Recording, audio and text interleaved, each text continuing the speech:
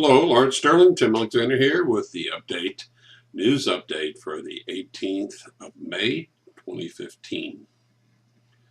Well, in the Mediterranean, the Chinese-Russian naval war games, have begun in earnest.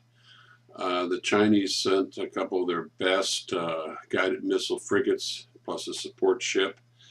The Russians, not to be outdone, sent in the flagship of their Black Sea fleet, the very large heavy cruiser, most, I always mispronounce these Russian words, and I had a Russian girlfriend once upon a time, and Moskiva.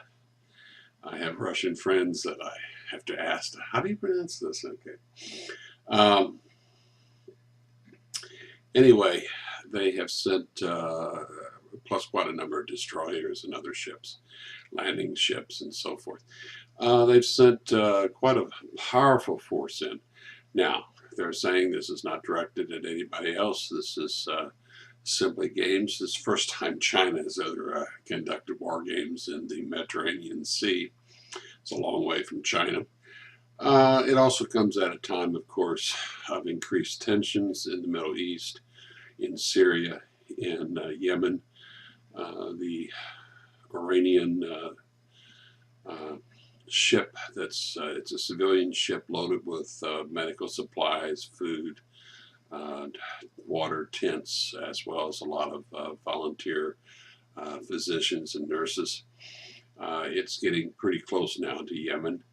The Saudis have threatened to try to intercept it, at least to search it. The Iranians say it's not going to happen. And so it could get interesting. It may just flow over. It's hard to predict short term what's going to happen. You can pretty much tell long term, you can see the trends, and even midterm. But long term, anything can happen. A sailor on board a ship can hit a button by mistake, or he can be nuts and do it deliberately. And you can set off a sequence of events that would be very difficult to stop. But, time will tell. The Syrians continue to very aggressively go after ISIS and the Al Qaeda and what other name you want to give to the foreign paid mercenaries that keep flooding the country. The Syrians keep kicking their butts. Israel, the United States, and the Gulf cooperative states like Qatar and Saudi Arabia keep funding. There's a lot of poor Arab men in many of the Middle Eastern countries, and they're offering them very good money to go and fight. And desperation, is what's driving them. But it remains to be seen. Iran cannot afford to allow Syria to fall, and really neither can Russia or China. And we continue to play a very, very dangerous game as the Third World War, as Pope Francis calls it, piecemeal at this point, but as it continues to unfold. We did something very interesting. I'm looking to one side over here because I have a script.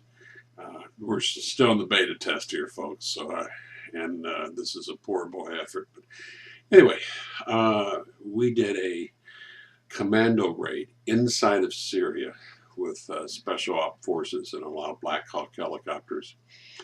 And we supposedly captured some senior ISIS official. Well, if you know anything about ISIS, it was the United States and Israel that founded it. And Israeli has been leading it. Supposedly he retired, he was injured, but now he's not. Who knows? Allah Baghdadi, his real name is Simon Elliott. He's an Israeli Jew who's an actor and a Mossad agent. The lies anymore are very thick. But it's not the lies so much as the war that they're designed to bring in the economic chaos. I'm going to make this fairly short today. What we need to be looking at, besides all this war talk, is the economic situation. Greece only has a couple more weeks where then the IMF says it'll be in default. We've been down this road before. If I were the Greek government, I would tell the IMF and all of them to go to hell.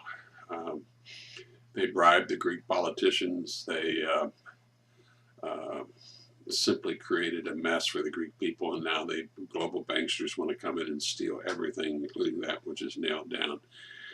They want all shore islands. They want all kinds of stuff. I tell them to go to hell because they're nothing but crooks, and everybody knows it.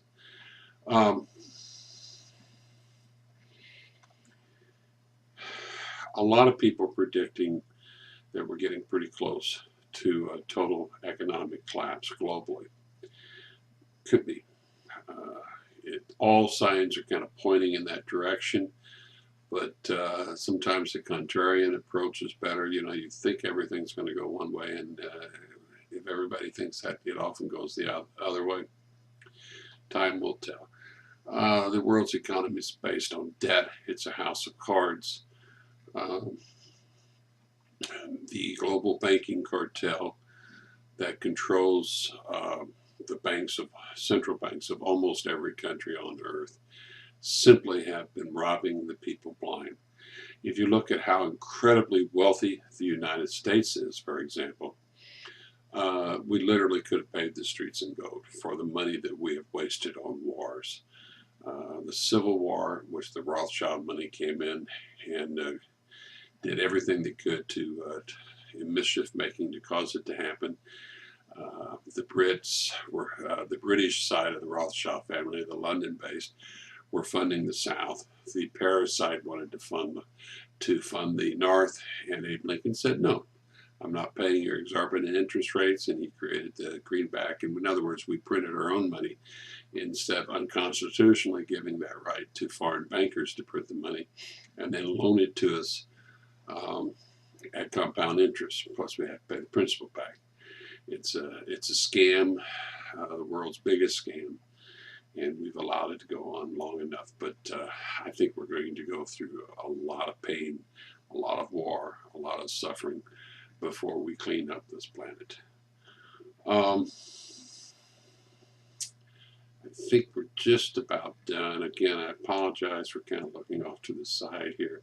I'm going to have to set all this up better so I can do it.